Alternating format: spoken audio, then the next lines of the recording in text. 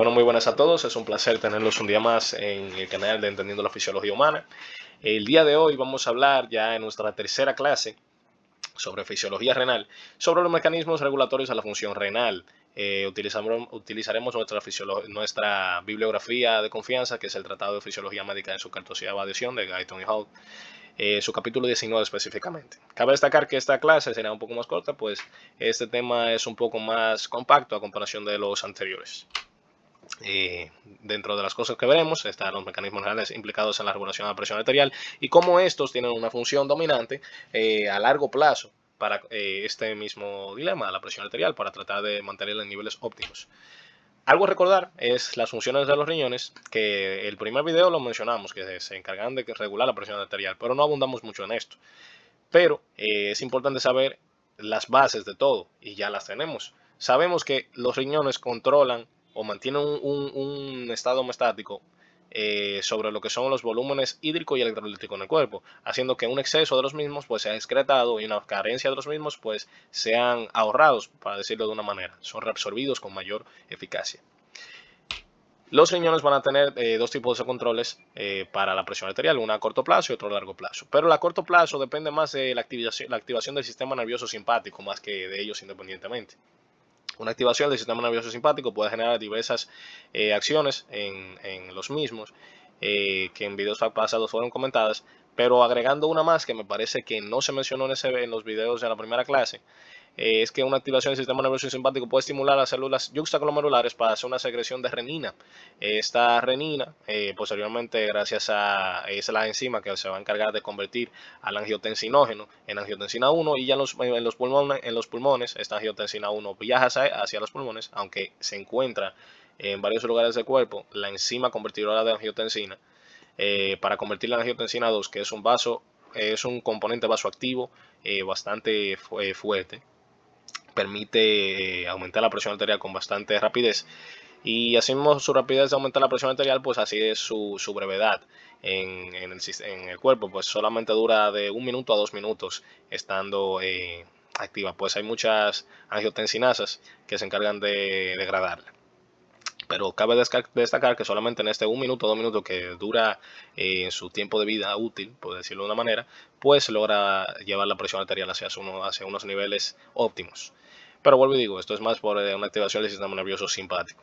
A largo plazo sí tenemos una función bastante pesada de los riñones, que de hecho por eso es que abajo vemos que dicen que no es el mecanismo más importante, pero es el más potente.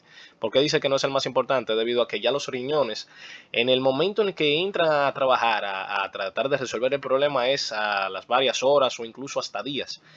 Lo cual, si estamos frente a una situación de emergencia en nuestro cuerpo, pues no sería muy óptimo ese tiempo. Muchas veces ni siquiera se puede esperar apenas 2 horas o 1 hora para que se trate de estabilizar el problema de una manera fisiológica. Para eso se encuentran otros sistemas que al final del video se le hace una breve mención, sin explicarlo tantos, porque eso sería para una próxima clase. Pero a largo plazo, básicamente, los riñones van a hacer que cuando la presión arterial suba, se aumenta la excreción de sodio y agua. Y cuando baje, se va a reducir la excreción de sodio y agua. Si se recuerdan el video de la regulación lo que viene siendo la concentración y dilución de la orina, esto se ve evidente ahí. Frente a diversas sustancias, la angiotensina 2, una de ellas, que es precursora de la aldosterona, o estimula para que se produzca esta aldosterona de la glándula suprarrenal, esta aldosterona o la angiotensina 2 también estimulan que haya una mayor absorción de sodio y agua. En los túbulos distales, por ejemplo, también con la hormona antidiurética. Esto hace que, por ejemplo, si la presión arterial baja, se está manteniendo este volumen hídrico y electrolítico.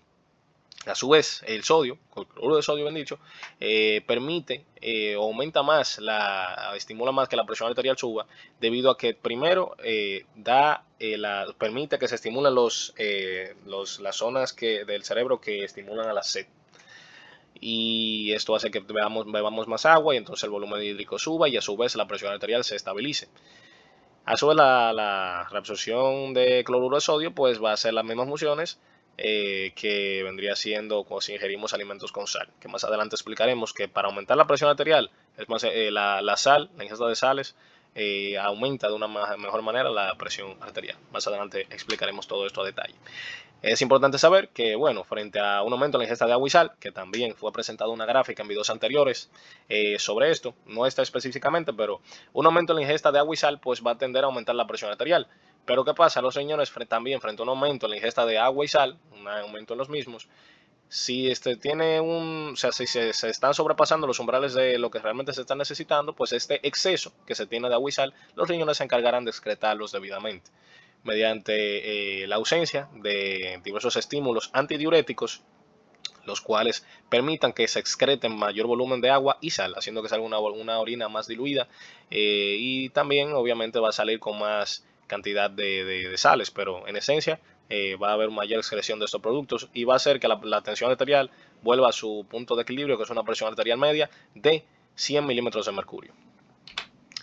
Algo importante saber es que el aumento de la resistencia vascular periférica total no puede elevar la presión arterial a largo plazo si no se modifica la ingestión de líquidos o la función renal. Y esto es muy interesante porque fíjense que la resistencia vascular periférica no es nada más que el tono de los vasos sanguíneos que tiene todo el cuerpo. Cuando las arteriolas específicamente, cuando estas se contraen, pues lo que ocurre es que hay un aumento de la presión arterial. Pero ¿por qué estas se contraerían? Bueno, un claro ejemplo es si nos transfunden sangre con velocidad, que de hecho no sé si en el video puse gráficas sobre eso, pero en este mismo capítulo del libro de Guyton, enseña una gráfica de un experimento donde a un perro se le transfundió rápido sangre y entonces, ¿qué pasaba? La presión arterial tendía a subir. Obviamente tenemos un mayor volumen de sangre, obviamente tendría que aumentar, pero a su vez esto es debido a que los diversos tejidos del cuerpo, ¿cómo funcionan? Funcionan de que regulan su propio regado sanguíneo. Si no necesitan un aumento de regado sanguíneo, si hay un aumento en el flujo sanguíneo, pues esto lo que van a hacer es contraer sus arteriolas para pues regular el flujo hasta la que necesitan y no poner ni más ni menos. Siempre van a tener lo esencial. Al ellos siempre necesitar lo esencial, pues van a hacer esto frente a un aumento en este flujo sanguíneo. ¿Qué pasa? Existe lo que viene siendo la relajación por estrés, que más adelante será explicada, que es básicamente que estas arteriolas pues funcionan igual como funcionaría cualquier músculo que cuando hacemos una actividad física. Por ejemplo, si estamos en el gimnasio y levantamos una pesa y mantenemos con el peso, pues bueno, digamos que tenemos mancuernas, y hacemos una flexión y tratamos de aguantar la mancuerna ahí. ¿Qué pasa? Pues va a llegar un punto que se nos va a cansar el brazo y poco a poco vamos a ir bajando hasta que ya directamente el brazo pues ya no está flexionado. Eso ocurre también con las arteriolas, no pueden estar contraídas eternamente. Va a llegar un punto que ya, por así decirlo, se cansan y entonces eso se llama relajación por estrés. Por eso, por más que se contraigan, esta resistencia eventualmente va a volver a la normalidad. Si no fue por un cambio en la ingesta de líquidos o la función renal, o esto, básicamente ese papel de ingesta de líquidos o la función renal, no se están viendo afectados. Ya sea la ingesta de líquidos, por lo que lo mencionó, como estos aumentan el volumen sanguíneo, y la función renal debido a que el riñón pues, se va a encargar de esa excreción de esta cantidad adicional de líquidos. Y ahora yo les hago esa pregunta, los invito a pausar el video. Si ya respondieron, pues básicamente esa es la fórmula de presión arterial. El gasto cardíaco por la resistencia vascular periférica viene siendo la fórmula de presión arterial. ¿Y cuáles son los determinantes para eso? Pues bueno, existen varios. Vamos a ver la siguiente imagen. Fíjense que el gasto cardíaco está determinado por varias cosas. Aquí vamos la fórmula y entonces el gasto cardíaco, fíjense que depende de la frecuencia cardíaca, la capacidad de contractilidad que tenga el corazón y el volumen de eyección. El volumen de eyección también se ve, y incluso la contracción también se ve delimitado o determinado por lo que viene siendo el volumen sanguíneo que se tiene en el retorno venoso. Sabemos que, o bueno, no sé si saben, pero se los voy a explicar, que a mayor cantidad de retorno venoso que se tenga, pues las paredes de los ventrículos se distienden más. Al contraen con más fuerza. Es similar a lo que viene siendo una resortera, que saben que si la estiran más, pues va a tirar con más fuerza el objeto que quieran lanzar. Asimismo funcionaría algo similar, hasta cierto punto, claro está. Obviamente el aumento de volumen de eyección, la contractilidad, frecuencia cardíaca, pues va a determinar que el gasto cardíaco aumente. Pero entonces, hablando de la resistencia vascular periférica, ya esto está determinado por otras cosas. Frente a una activación del sistema nervioso simpático, pues estas arteriolas van a contraerse. A su vez, el sistema nervioso simpático también va a estimular otros factores para lo del gasto cardíaco, como veía arriba, que aumenta la contracción y la frecuencia cardíaca. Pero vamos a enfocarnos en lo que viene siendo la estimulación renal. Esa activación del sistema nervioso simpático va a estimular las células glomerulares en el riñón para la secreción de renina, que es el precursor a la angiotensina 1, y la angiotensina 1 el precursor de la angiotensina 2. Y la angiotensina 2 estimula a las glándulas suprarrenales para secretar aldosterona, más bien. ¿Qué efecto tiene eso? Pues bueno, esto aumenta la presión renal, pues la excreción renal de sodio se ve disminuida. La presión arterial, perdón, dije presión renal sin querer, la presión arterial, ya gracias a que la aldosterona, la angiotensina 2 es un componente vasoactivo, o sea que va a aumentar el tono que tienen estas arteriolas y va a contraerlas. Y la excreción renal de sodio se va a ver disminuida, se va a mantener para tratar de que esta cantidad de osmolaridad sea óptima, y a su vez va a hacer que, pues bueno, se estimule el centro en el cerebro que hacen que nos dé sed, y por ende vamos a querer tomar más agua, se va a absorber más agua y eso va a aumentar la presión arterial eventualmente. Es importante saber que, bueno, aquí es básicamente el mismo título, pero el por qué esto ocurre, porque incluso una elevación aguda de la presión arterial no se mantiene si los riñones continúan funcionando normalmente. Y es precisamente por lo que acabo de explicar. Es gracias a que los riñones, cuando aumenta la resistencia vascular periférica, van a fomentar esta excreción adicional de los volúmenes que existen, tanto de sodio, cloruro de sodio o agua. Esos procesos también fueron explicados en las clases anteriores, se conoce como diúresis por presión y natriúresis por presión.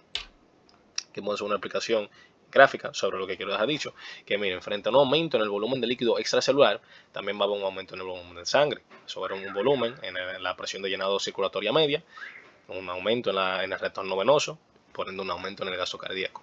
Esto lleva todo a un aumento de la presión arterial que, por presión, pues va a ocurrir una diúresis. Esta diúresis o natriúresis, que cabe destacar, que también fue mencionado, son procesos que, o sea, no se puede ver como que ocurre uno, ocurre el otro, van a ocurrir los dos, pues básicamente van a estar fermentados por lo mismo, un aumento de la presión arterial. Estos procesos son importantes, pues básicamente lo que quieren dejar dicho, que un aumento de la presión arterial va a fomentar la excreción de agua, este volumen adicional de líquido, y que viene siendo eso, el agua y una excreción de este cloruro de sodio, que también estaría adicional. Bien, disculpa el pequeño corte, aquí podemos ver una gráfica sobre lo que quería hablar, que es básicamente la diúresis y la natriúresis por presión. Lo que quiere decir básicamente es que el aumento del volumen de líquido extracelular va a ser un aumento en el volumen sanguíneo, un aumento en la presión de llenado circulatoria media. Todo eso lleva a un aumento del gasto cardíaco, que lleva también entonces a un aumento de la presión arterial.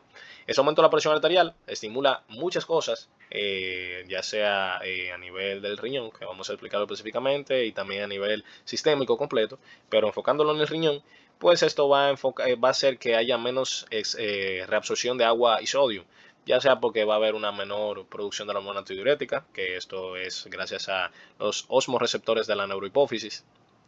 También va a haber una posible, se va a fomentar posiblemente de que, bueno, posiblemente no, va a ocurrir, de que va a haber, gracias a este aumento de la presión arterial, el filtrado glomerular va a ir a una mayor velocidad, y factores como viene siendo el sodio, que se rige por un tipo de reabsorción gradiente tiempo, va a tener menos tiempo de contacto con la superficie del túbulo y va a hacer que este sea excretado más fácil. Entonces todo esto va a llevar a que la diúresis aumente, y natriúresis, que cabe destacar que son procesos paralelos, o sea, son procesos que van en conjunto, perdón, que uno, si ocurre uno, el otro va a estar ocurriendo, porque los dos dependen del mismo factor, que es un aumento de la presión arterial. Aquí estamos hablando de la importancia de lo que es el cloruro de sodio, que más atrás les mencioné, que esto es un estimulante más potente que incluso el tomar agua para aumentar la presión arterial. Esto debido a que estimula el centro de la sed, gracias a que da osmolaridad al líquido, los líquidos corporales, y también van a estimular, gracias a que aumentan esta osmolaridad, a la neurohipófisis para secretar la hormona antidiurética, también conocida como vasopresina, que hace que, pues bueno, haya mayor reabsorción de agua y sal en los riñones, por ende un aumento de la presión arterial. Algo importante saber también es que la hipertensión crónica debido a un deterioro de la función renal es una causa importante bueno, pues incluso hasta un fallo total renal, de que los riñones se puedan dañar debido a su pérdida de función, incluso hasta quedar totalmente disfuncionales. ¿Qué quiere dejar de esto dicho? Bueno, pues y puede ser precursor a que se fomenten más enfermedades a consecuencia de la misma hipertensión, que se vayan agravando enfermedades, o incluso la misma muerte puede generar. Obviamente, si se pierde la función renal, pues muchos de esos procesos que hemos explicado no se van a dar.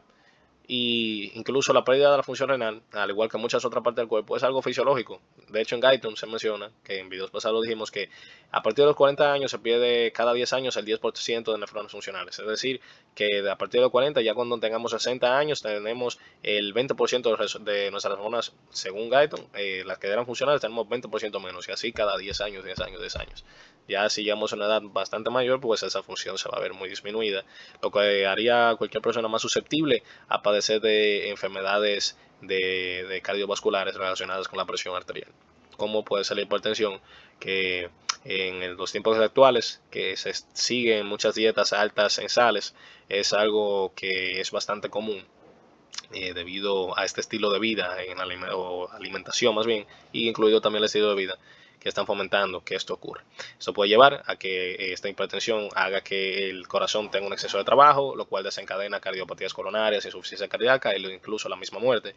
Y a su vez también puede dañar algún vaso del cerebro debido a este aumento de la presión excesivo, llegando incluso a dañar alguna parte específica, llegando a dejar isquémica muchas partes del cerebro. Y dependiendo de la parte que deje isquémica del cerebro, puede incluso provocar parálisis, puede provocar cambios en la personalidad, e incluso podría generar una muerte segura.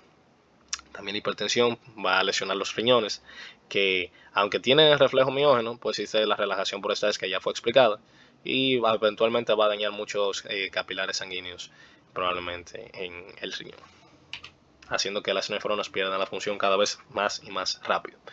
Pero gracias a Dios tenemos múltiples funciones que lo regulan. Entonces tenemos uno de los sistemas importantes que ya fueron mencionados, que es el sistema renina-angiotensina-aldosterona. Que cabe destacar que la aldosterona es un factor importante. Lo que pasa es que se dice renina-angiotensina por brevedad en el nombre, pero la aldosterona es un factor importante. Lo que pasa es que no se suele mencionar en el nombre. Este sistema ya fue explicado, pero diciéndolo de una manera más específica, pues bueno, las células que van a estar encargadas de secretar la sustancia promotora de todo este mecanismo son las células justaglomerulares, encontradas principalmente alrededor de la arteriola aferente. Estas células van a reaccionar frente a cambios en la presión arterial, específicamente cuando hay un estado de hipotensión arterial, una tensión arterial bastante baja, y estas células van a secretar renina. La renina es la enzima que va a convertir el angiotensinógeno. Creo que aquí más adelante veremos un gráfico, un angiotensinógeno. Y entonces, ¿qué va a hacer el angiotensinógeno? Se va a transformar en angiotensina 1. La angiotensina 1 va a buscar la enzima convertidora de angiotensina. Y esa enzima principalmente se encuentra en el pulmón, pero se puede encontrar incluso a nivel local ahí en el mismo riñón. Pero principalmente ocurre en el pulmón.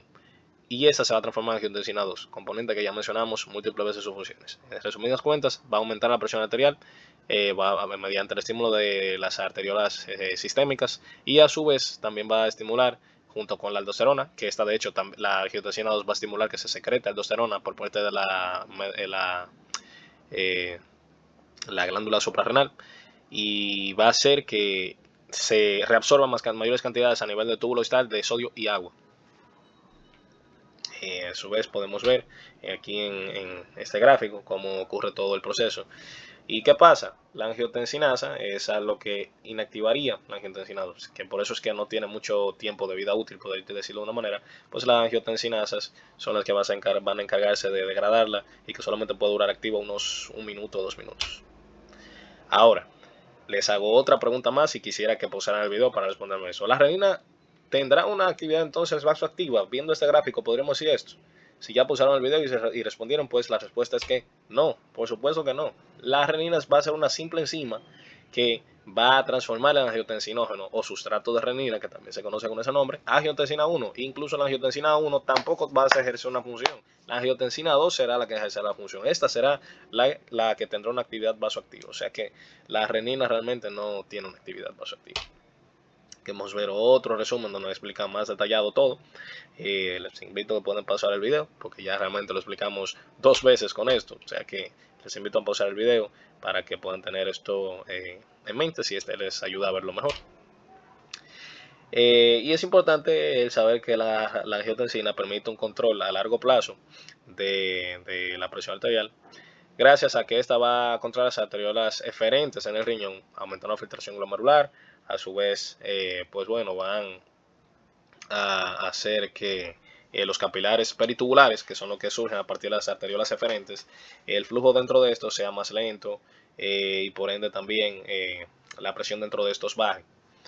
¿Qué hace eso? Que la presión dentro de estos baje, pues bueno, van a aumentar su presión de reabsorción neta, que tiende a ser mucho mayor, por ende va a poderse reabsorber mayores cantidades de agua y sales al endotelio, básicamente. Entonces es muy importante esto, pues también en el mismo riñón pues va a tener funciones importantes para aumentar la presión arterial, que no solamente la vasoconstricción arteriolar sistemática, sino que también el riñón, esta vasoconstricción arteriolar eferente, hace que estos capilares peritubulares disminuyan su presión hidrostática y aumenten su presión de reabsorción neta y hagan que se puedan reabsorber mayores cantidades de agua y sodio, lo cual es bastante favorable. A su vez, la aldosterona va a fomentar también esta reabsorción de agua y sodio, específicamente en las células principales, a nivel de túbulo distal.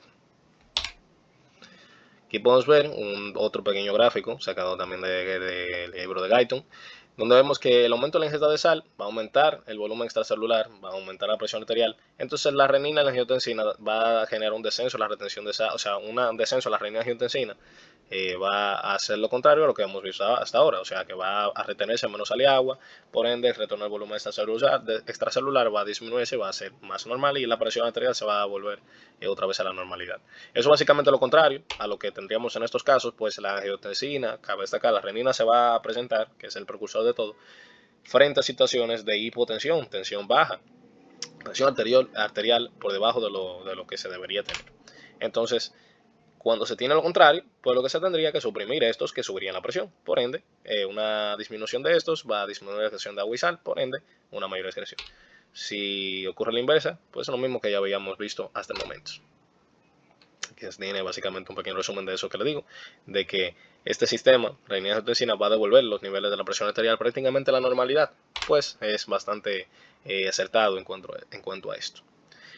Aquí podemos ver un pequeño resumen, por así decirlo, de diversas causas que pueden tener la hipertensión, y entre ellas está un tumor en la glándula, un tumor secretor de renina, un tumor que puede secretar renina, que hace que básicamente constantemente se esté generando angiotensina 2, ese componente vasoactivo, y por ende, sin necesidad de que haya aumentos de la presión arterial, esto va a provocar que haya aumento de la presión arterial y por ende generar una presión arterial elevada, llegando a hipertensión obviamente, y generando daños colaterales debido a este aumento drástico en la presión. Hay algo que hay que saber, que la hipertensión de Goldblatt, que se tomó en base a una persona que solamente tiene un riñón y se hizo una constricción, se cesó el flujo de la arteria renal.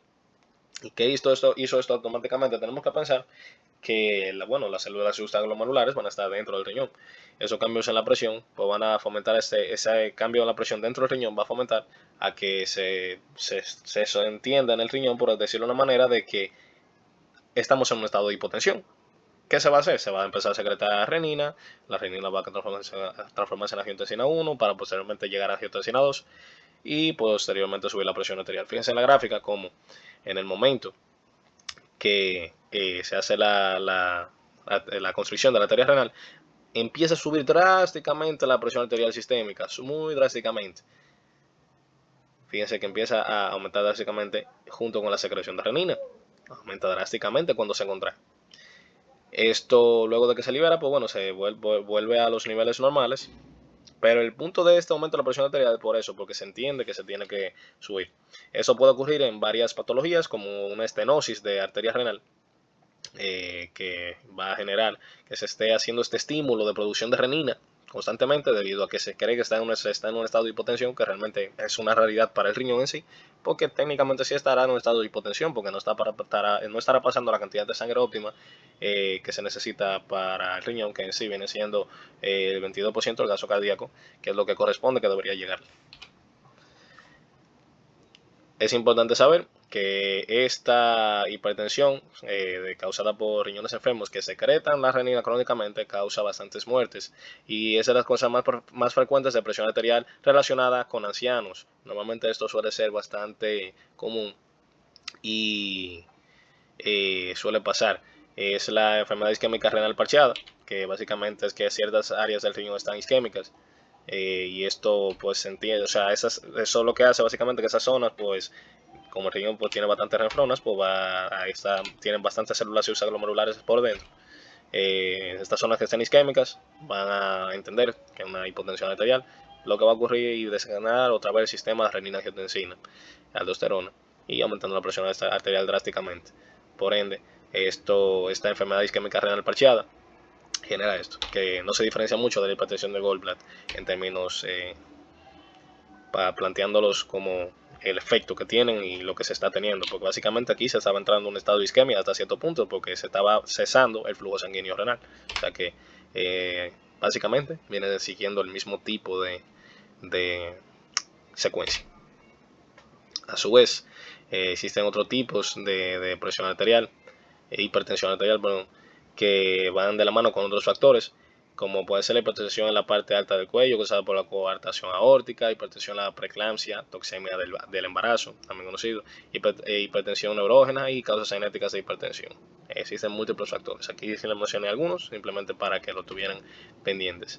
Y es importante saber que ya que estamos hablando de hipertensión, hay que conocer la hipertensión primaria, o también conocida como esencial, que hasta alrededor del 90-95% de las personas que tienen hipertensión es de este tipo. Y este tipo, pues probablemente quizás no se imaginen que es básicamente, o sea, lo que no conozcan del tema, pues quizás pensarán que tiene una explicación o algo, que en parte sí, pero en esencia es que no se conoce el origen de la hipertensión arterial que tiene ese paciente.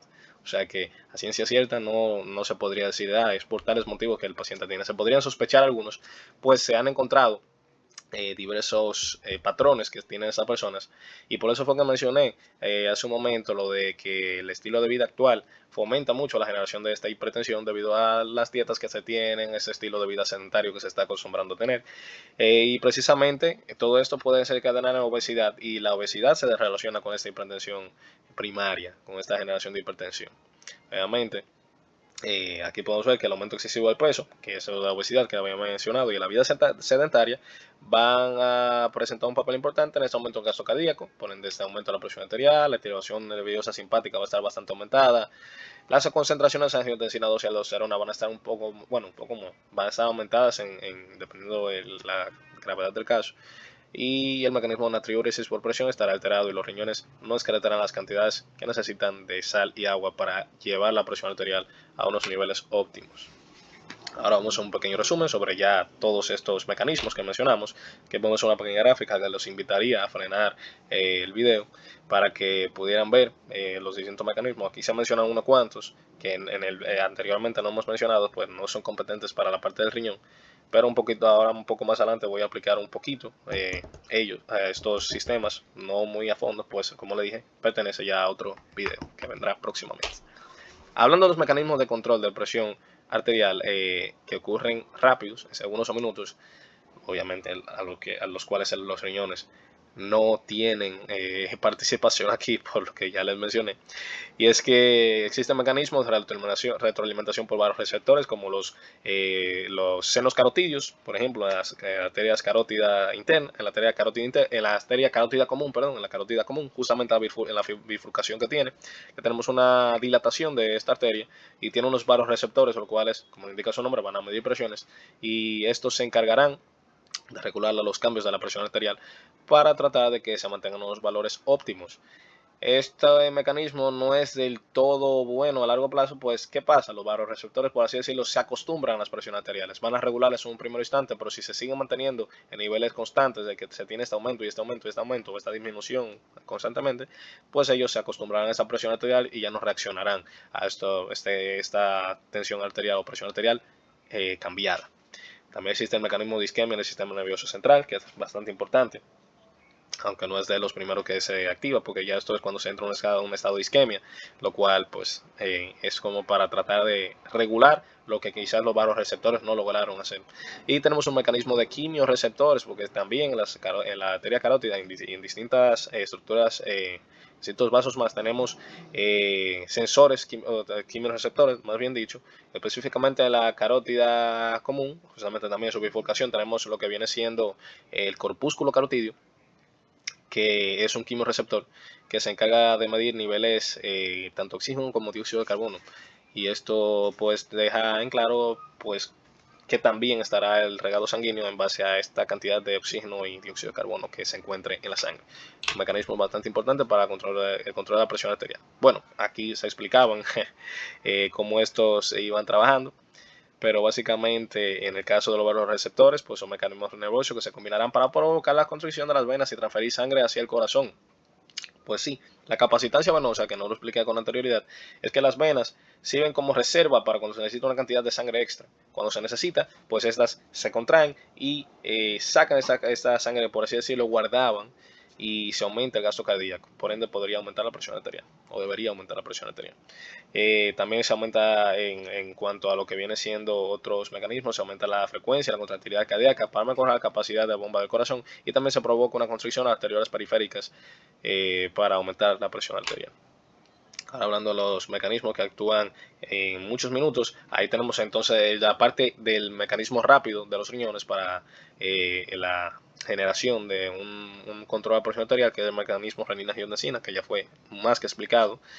También tenemos la relación de la vasculatura ante el estrés, como también la mencioné, que esto es lo que pasa cuando las arteriolas se contraen durante periodos prolongados, que esta misma iban flojando esa constricción y pues llevando la presión arterial hasta un punto óptimo.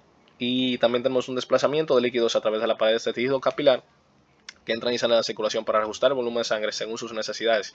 Esto es importante, pero dependiendo de la cantidad de líquido que sea, podría acumularse mucho líquido en la parte intersticial, en el intersticio, y generar lo que se conoce como edema. Esto también es una contraparte que tiene. Ahora hablando de los mecanismos a largo plazo, aquí el protagonista de todo siempre será el riñón. Pues este sí va a generar una respuesta potente para regular la presión arterial. Bueno, esto fue todo por la clase de hoy. Espero que la pasen bien y que les haya gustado bastante, y nos vemos en la próxima entrega.